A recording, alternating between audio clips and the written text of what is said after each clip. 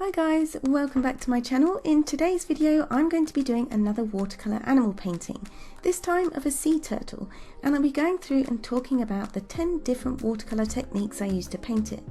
Hopefully by the end of the video you should have a good understanding of what each one is and when you might use them in your own watercolour paintings, so I hope you enjoy the video. Today I'm using cold press paper, and for a change I begin by outlining my turtle sketch with a dip pen and sepia ink. As always, I'll put all the art supplies in the description box if you want to go and check them out. You definitely don't have to do this, but I thought it would make things a bit clearer to see, and it meant I could then go ahead and erase the graphite underneath so it wouldn't muddy up my watercolours later on. The advantage to using ink is that when it's dry it's permanent, so you can add your watercolour without having to worry about it reactivating the ink. The other good thing about using a dip pen is that you can get really precise lines and details, and whilst this method may be easier on smoother hot press paper, I find it works okay on cold pressed, and I really wanted to use the cold press paper today for the watercolour techniques I had in mind.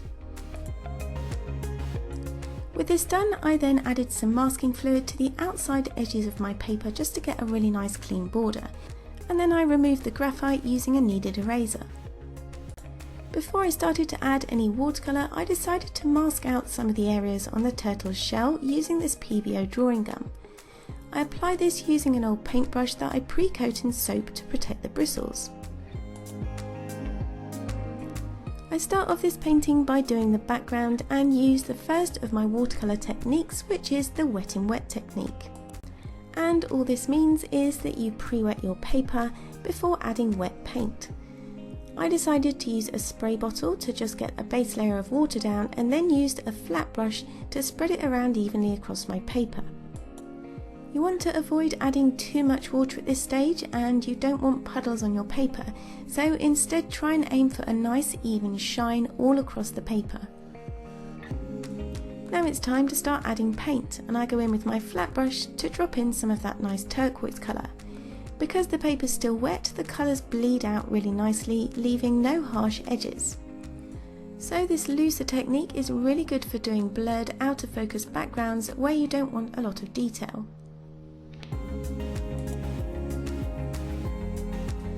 Whilst your paper is still wet, you can also add in more colours, and this brings me on to my second watercolour technique, which is lifting. For this I just use a regular piece of kitchen towel and lightly dab at the wet paper just to lift off some of the colour in areas where I don't want it.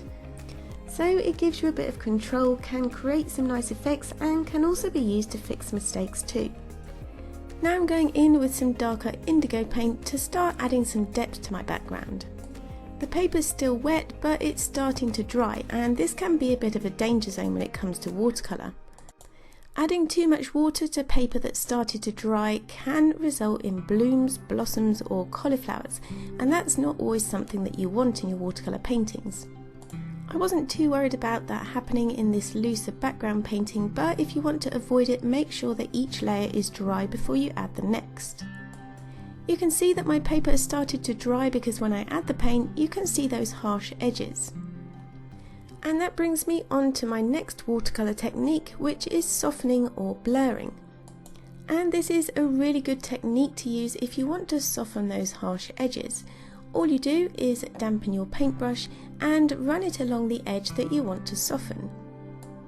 Again, you don't want to be adding too much water or you'll get backwash and blooms again, so if you're using this technique you need to make sure that you've got a clean paintbrush and you dab off any excess water on a piece of kitchen towel before running it along the edge you want to soften.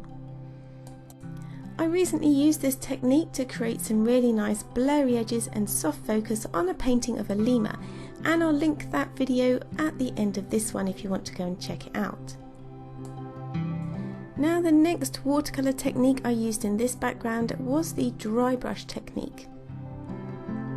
For this one, as the name suggests, you use a nearly dry brush on dry paper. I also like to hold my brush at an angle and use the flat side of the brush rather than the tip to create some really nice interesting textures. And that's why I chose cold press paper, because it's already quite a textured paper anyway. So where the brush and the paper are dry, you get gaps in your paint, and this creates some really nice texture which I thought would look good on the bottom of the sea here. But it's an easy and effective technique to create texture in a variety of different watercolour paintings.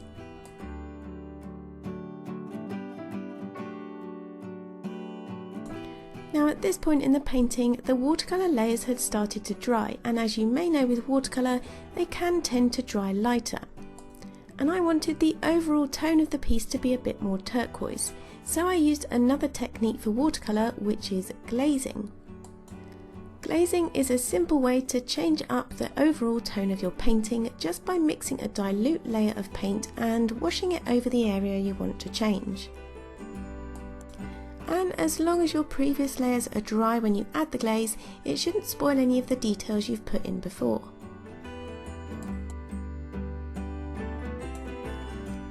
Now with the background dry, I can move on to my next watercolour technique, which is splattering. And for this, I simply load up an old bristly brush with some paint and flick it onto areas of the page that I want to cover. The size of your splatters depend on the size of your brush and how much paint and water you add to it. So for fine splatters, I use a fairly dry bristly brush, and for bigger splatters you can just use a bigger brush or add more water and paint. It's also a good idea to cover areas that you don't want splattered, so I've just used some kitchen towel for this. Again though, it's a really easy and fun technique to add texture to your painting.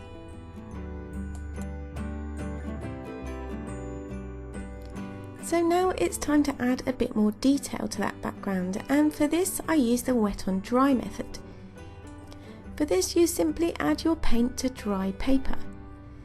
And this is a really good way of getting some more controlled fine detail to your work. I'm using it here to give some definition to the edges of the rocks on the seabed.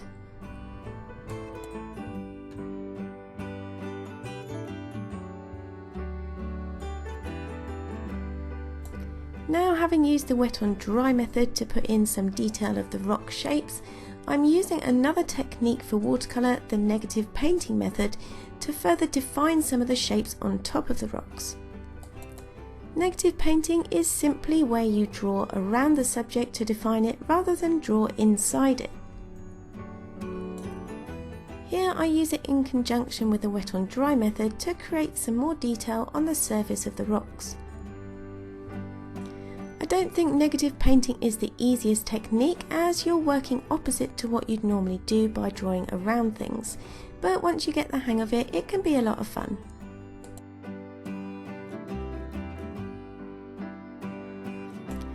So let's talk about the next watercolour technique, and that is layering. And watercolour is the perfect medium for layering because of its transparency. The idea is that you start out with your lightest layers and gradually build up to your darkest layers. And because of its transparent layers, you can get some really lovely bright luminous effects as you build up those layers. So I started out with this painting using my lightest layer of turquoise to begin with, and have gradually built up those layers, adding in darker greens and now adding in darker blues with this indigo colour.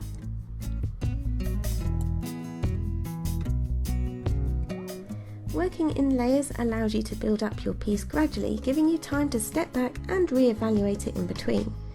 I find this a really useful property of watercolour, especially as, like I said, it can dry lighter. However, that said, I have found that adding too many layers can leave your piece looking a bit less vibrant and a bit more matte, so it can be a bit of a balancing act. And in fact, after doing a few more layers and some more negative painting, I thought that I'd lost some of that luminosity that I had at the beginning of my painting. I wanted the area underneath the turtle's body to be a lot brighter, and for this I brought in some white gouache. And this brings me on to my 10th and final watercolour technique. And that is stippling. And although it sounds a lot like splattering that we did earlier, it is quite different. With splattering, you're actually flicking the paint on the paper from a distance, With stippling though, you're actually tapping the paint directly onto the paper. For this, I tend to use an old bristly paintbrush and hold it vertically. I just tap the paint onto the paper where I want it. It's a bit more controlled in that way, and you can build up the colour gradually as well.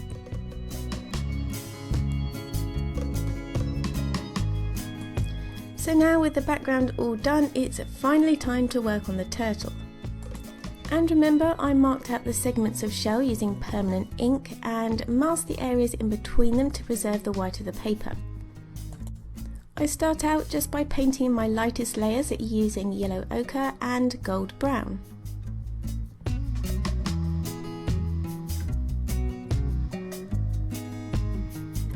For this, I use a mixture of the wet in wet and the wet and dry technique.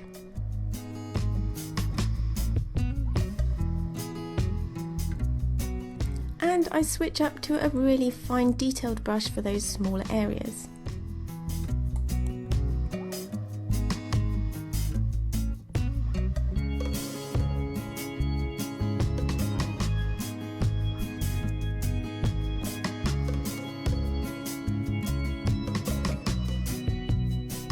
Working on the head area now, I start to add in some more concentrated burnt sienna using the wet on dry technique.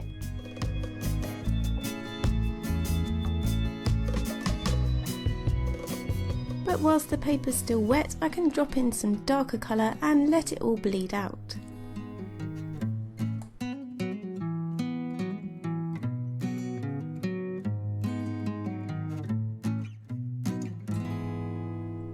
Now I start to add some darker colour again around the outside edges of the turtle's face to make him really stand out.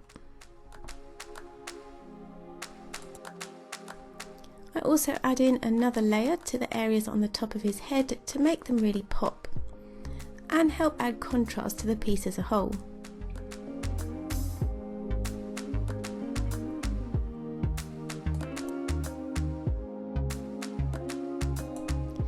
When it comes to painting those spots on the turtle's fins, I make sure I go in with a really concentrated sepia. The watercolour will dry lighter anyway, so I want to make sure that I go in with quite a dark colour straight away.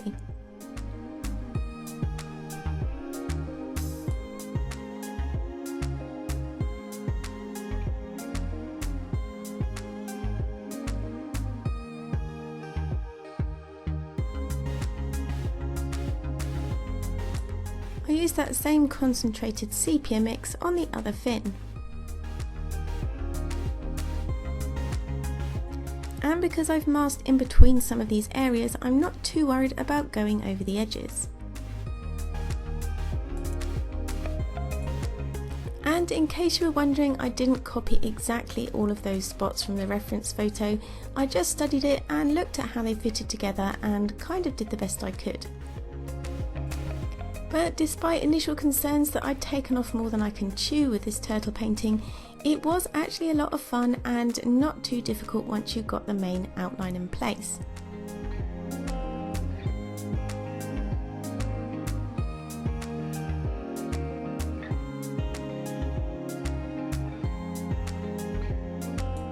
When it came to the turtle's back flippers, I did start to put in some glazes over the top of the shapes I'd previously put in. This meant that you could still see the shapes underneath, but it looked like it was in shadow as well, which was the effect I was going for.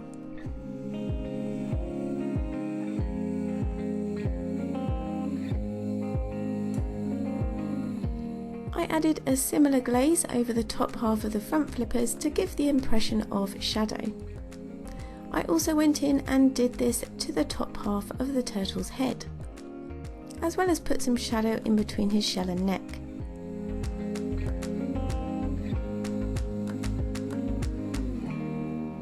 Then it was time to start working on that shell, and for this I started off using the wet on dry method just to apply a base layer down, and this was a mixture of burnt sienna and sepia. I noticed that not all the sections were the same, so I painted them individually.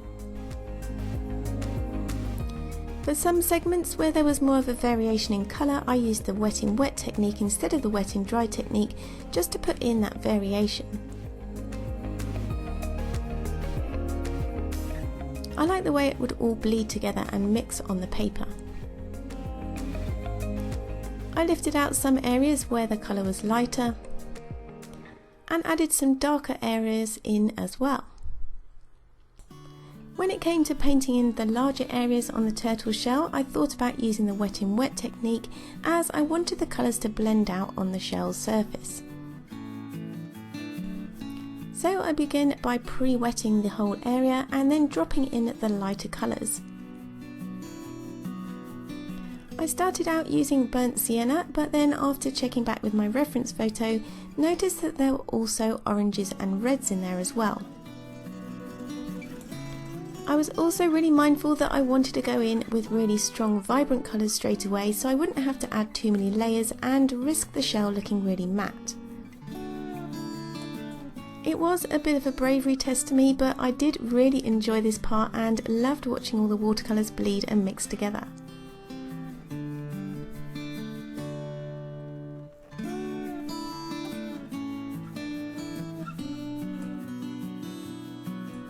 For areas where I thought the colour was a bit too concentrated, I tried lifting and also dropped in some water as well.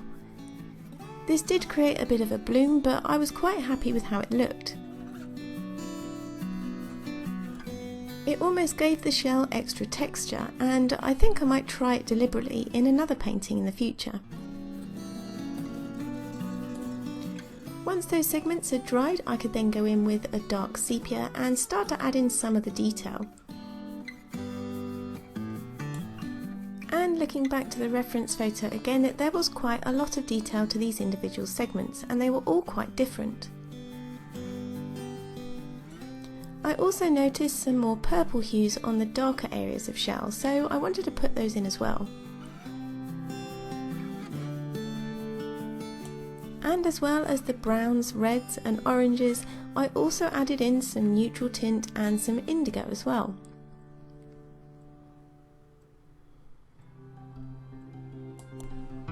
I tried to be observant of all the different shapes and the directions of all the different patterns within the different shell segments. And I have to say, this was probably my favourite part of the whole painting.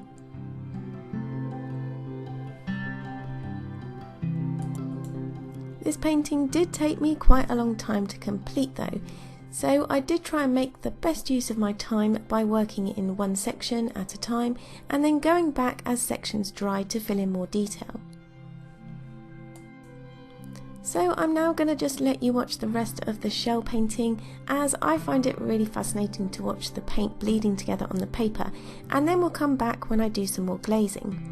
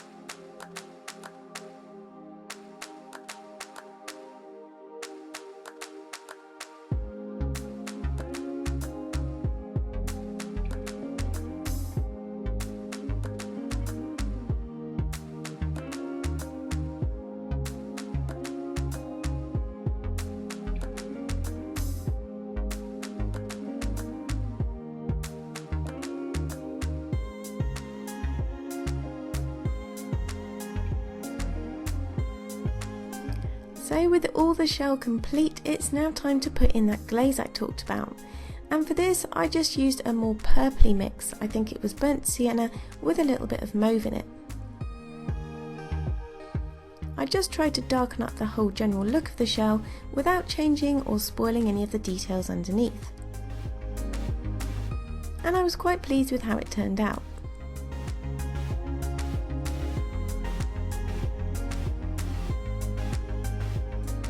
I then used that same burnt sienna and mauve and added in a bit of neutral tint to fill in some more details and add depth to the outside segments of the shell. I tried to blend these out towards the outside where they got lighter.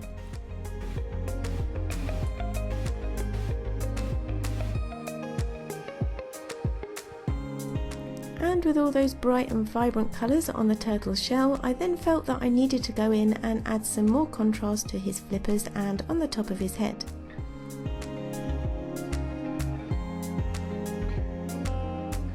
For this, I just used the wet on dry method and put in some more sepia to those darker spots. I repeated the same process on the flippers at the back.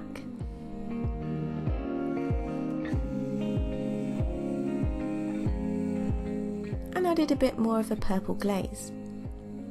Then it was finally time to remove the masking fluid. And you can see just how much of a big difference it does make to get back to the white of the paper. In fact, it was almost too bright, so I then had to kind of blend it in and make it look cohesive by adding a few more details. For this part, I used my fine detail brush and the wet on dry technique. I added a bit more colour and detail to the edge of the right hand side of the shell,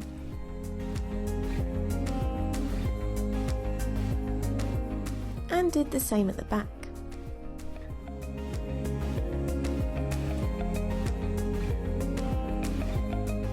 Then to finish off, I used a detail brush again to add in some really dark sepia mixed with some neutral tint to just define those edges.